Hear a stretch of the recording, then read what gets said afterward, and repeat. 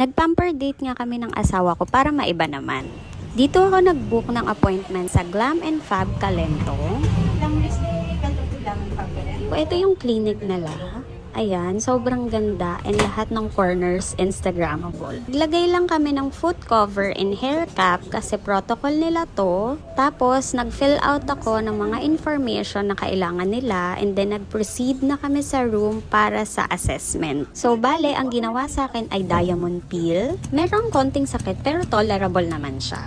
Mas pinili ko to kaysa sa pricking kasi baka hindi ko kayanin. Nagpa-galvanic facial na rin ako kasi nakaka-stimulate to ng collagen production. Nare-reduce niya rin yung appearance ng wrinkles and at the same time natatighten niya yung skin. Bug, hugis-bigas na yung kabilang side ng face ko. Ito namang huli, facial laser siya na nakaka-help para magpantay yung skin tone. Disclaimer lang mga moms hack, hindi po ito magic. Kailangan nyo ng multiple sessions para ma-achieve yung bonggang result. Like and follow for more!